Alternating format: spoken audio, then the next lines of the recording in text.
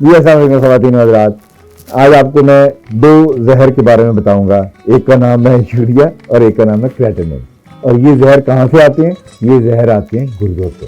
और जब ये गुर्दे काम नहीं कर रहे होते तो ये इनकी मिकदार जिस्म में बढ़ना शुरू हो जाती है। अगर आप इसके बारे में मुकम्मल मालूमात हासिल करना चाहते हैं तो मेरी ये वीडियो आप आखिर तक देखिए ताकि आपको इससे मालूमात हासिल हो। शुक्रिया।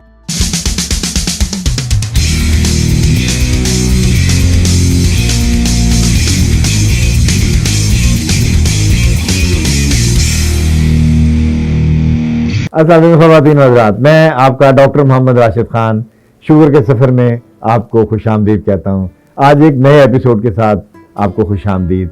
आज हम जिस चीज़ पे बात करेंगे वो है शुगर का असर गुर्दों के ऊपर। ये बहुत इंपॉर्टेंट चीज़ है। और आपको मैं ये बताऊँ कि हमारे मुल्क में इस वक्त आपने भी देखा होगा कि हज़ार लोग ऐसे हैं जो गुर्दों की तकलीफ़ में मुब्तला हैं। और आपने देखा होगा कि हमारे जो डायलिसिस सेंटर्स हैं उधर कितने लोग रोज़ाना के हिसाब से डायलिसिस कराने जाते हैं क्योंकि उनके गुर्दे फेल हो चुके होते हैं। अब आपको पता है कि ये गुर्दे फेल क्यों होते हैं और किन लोगों के ज़्यादा होते हैं? आप अगर वहाँ एक छोटा सा मुआयना करें, मैं आपको बता देता हूँ। ये इसमें ज़्यादा जिनके गुर्दे फेल होते हैं, अगर आप वहाँ जाकर देखें तो ये शुगर के मरीज़ बहुत ज़्यादा होंगे। बल्कि 99% लोग जो हैं ये डायबिटिक होंगे जिनके गुर्दे ख़राब हुए होते हैं। तो इसलिए हमें ये समझना भी ज़रूरी है कि गुर्दे क्यों ख़राब होते हैं और शुगर में क्यों ख़राब होते हैं। इसकी मिसाल मैं बिल्कुल एक ऐसी देता हूँ, जैसे आपके घर में किचन में आपके पास एक चाय पोनने वाली एक पोनी होती है, जो कि चाय पोनी कहते हैं। हम अक्सर उससे चाय जो है वो क्या नाम है सीव करके तो पत्ती अलहदा कर रहे होते हैं और चाय अलहदा कर रहे होते हैं। हम अगर ओवर द टाइम उसको साफ ना करें तो आहिस्ता आहिस्ता उसके ऊपर गंद जमना शुरू हो जाता है और कई दफ़ा ये पोनी इस हद तक ब्लॉक हो जाती है कि उसमें से मज़ीद चाय छानी नहीं जाती।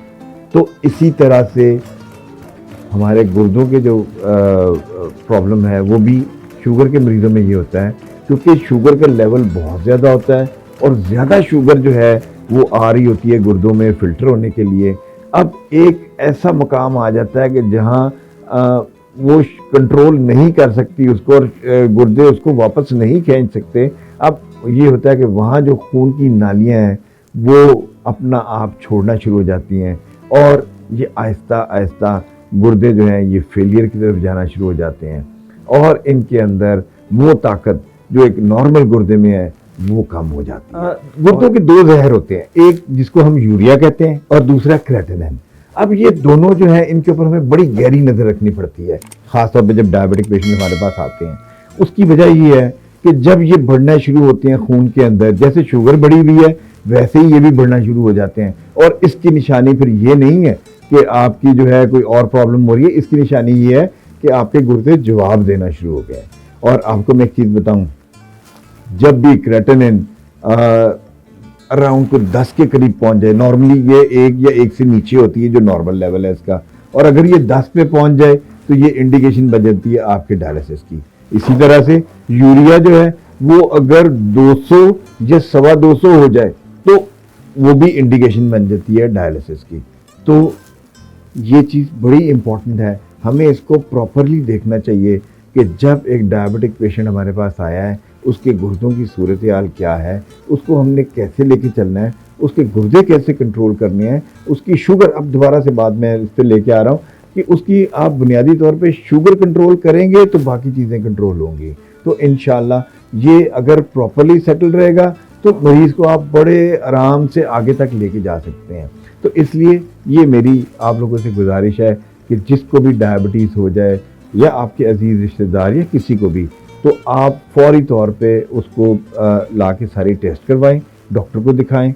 और ये वाले जो गुर्दों के मैं टेस्ट बता रहा हूँ ये हर 6 महीने के बाद लाजमी कराते रहें ताकि आपको पता लगता रहे कि चीज़ें कैसी चल रही हैं।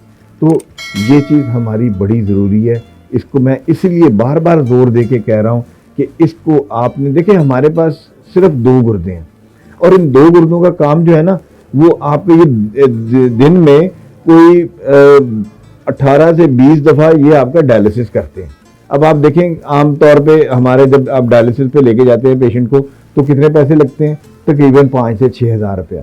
तो वो सिर्फ एक डायलिसिस का होता है और ये गुर्दे आपके दिन में 20 डायलिसिस कर रहे हैं। तो आप देखें मुफ्त में अल्लाह ताला ने हमें ये कैसा एक क्या नाम है सबब दिया हुआ है जो हमारा जहर अंदर से निकालते रहते हैं और हमें हेल्दी रखते हैं।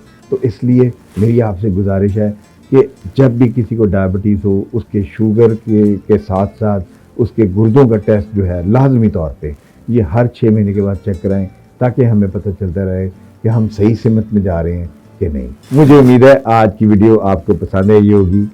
मेरी आपसे दरख्वास्त है कि चैनल को ज़रूर सब्सक्राइब कर लें और बेल आइकन को ज़रूर दबाएं और इस वीडियो को ज़्यादा से ज़्यादा शेयर करें ताकि जितने लोग भी इसको देखेंगे जो डायबिटिक होंगे उसका सवाब आपको मिलेगा ताकि लोगों को मज़ीद जो है इससे रहनुमाई मिल सके। शुक्रिया।